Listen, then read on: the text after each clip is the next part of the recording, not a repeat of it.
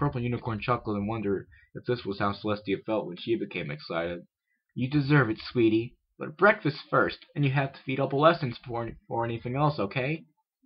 Okay.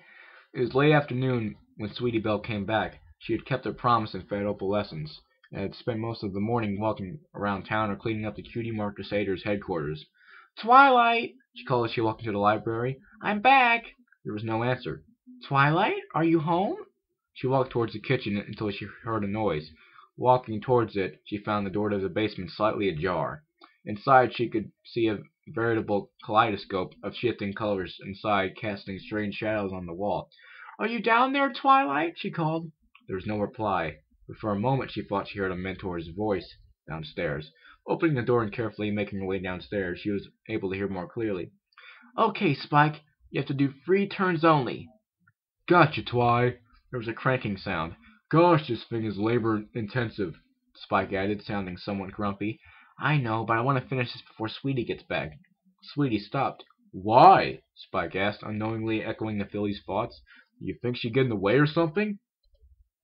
Is that how she thinks of me? Sweetie Belle thought, tearing up a bit. Even after all that effort. Don't be silly, Spike, Twilight replied, still out of sight. Sweetie is a really smart filly. I'm sure if she were around to help, we would be fine. Then why? It's because I want to concentrate on her studies, Spike, Twilight confessed.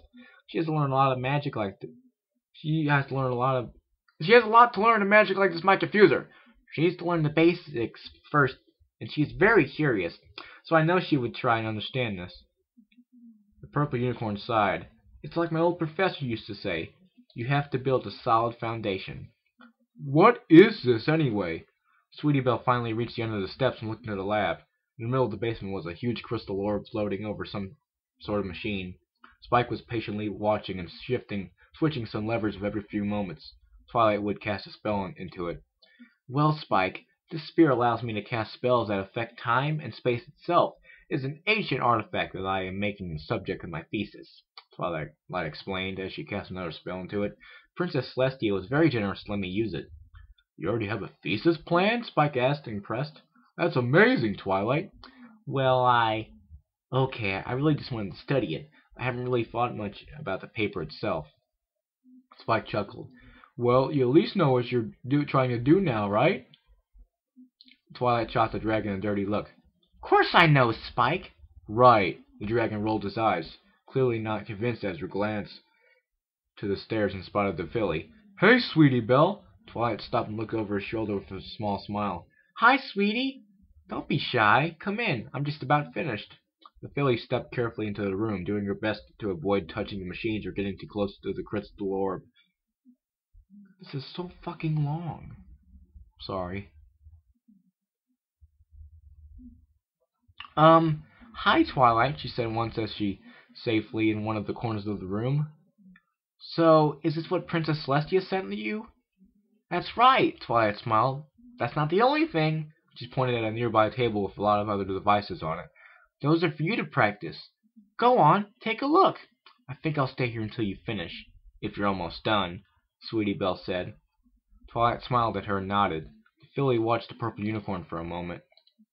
But anything other than concentrating magic, while Spike adjusted knobs and wrote down numbers, Twilight didn't seem to be doing much. Sweetie Belle sighed. I should have just gone to the table. She glanced at it, trying to make out the different objects on it. There was a strange cube and several smaller ball-like items lying there, just outside her sight. Sweetie Belle stole a glance at Twilight and then at Spike. Both seemed completely fixated on their project. Twilight had even closed her eyes in concentration. Biting her lower lip, she looked back to the table. I wish this thing didn't take up most of the space in the basement. Her eyes followed the contours of cables and machine. I think if I levitate them, they won't touch the machine and they should just float past the orb. She smiled to herself. Okay, here we go, just like in practice. Okay, so this will apparently be 2 parts. I don't see it being 3, it'll be 2. It's a little bit long, not as long as Burn Risk Adventures or the next fanfiction I'm going to be reading. Next one I'm going to be reading is even longer, but it's one of my favorite ever, so I don't really care.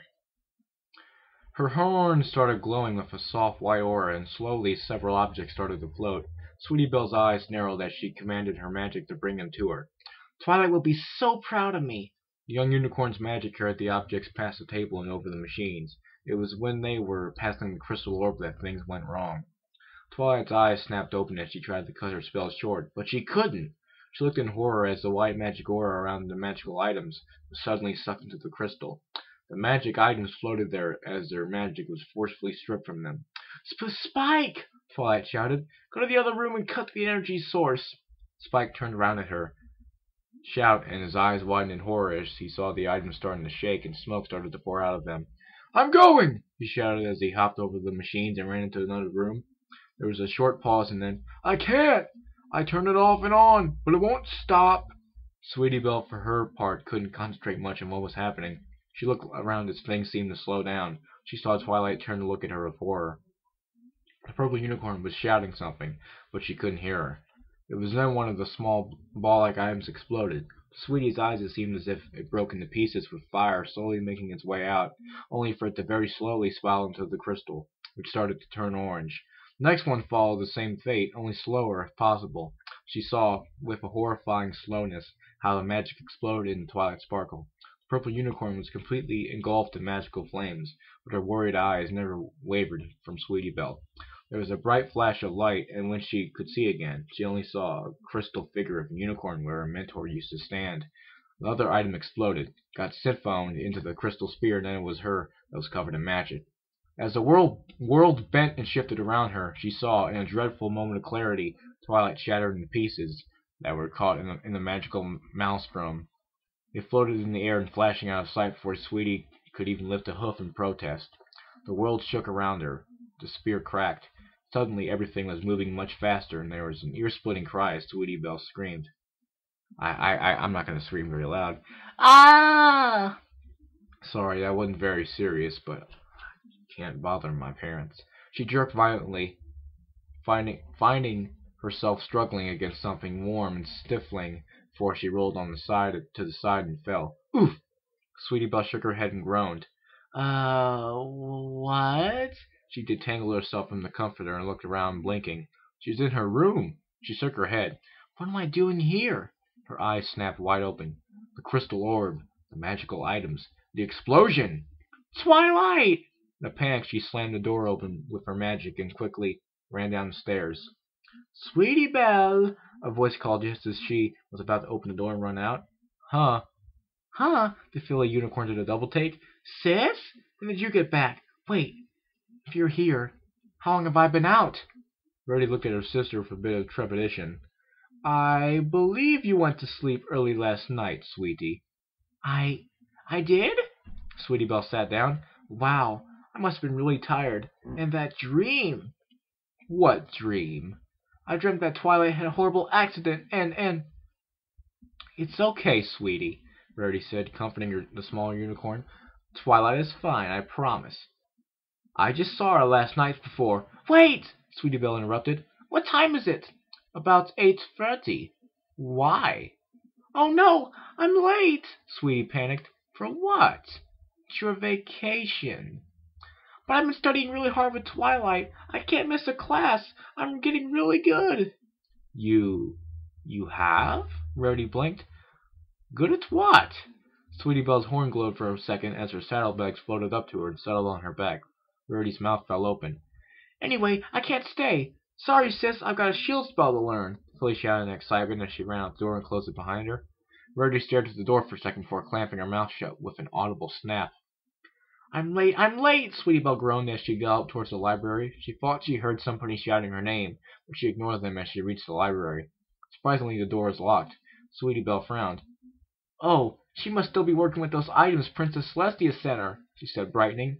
But as her apprentice, I know the spell to open it. A few seconds later, she had closed and locked the door behind her. The library was quiet as usual, save for the sound of some pony humming to herself in the bathroom. Sweetie Belle walked towards the bathroom door, but stopped when she heard whoever was behind it approaching. The door swung open, and Sweetie smiled. Sorry about being late, Twilight. She blinked, staring down at her, toothbrush frozen mid-stroke, wrapped in Twilight's favorite towel, bubbles of toothpaste all around her mouth, and eyes wide in surprise. Trixie stood, Gaping at the filly. What the fuck? This is like Freaky Friday. Damn. So that was chapter 1. It's not even 6 minutes.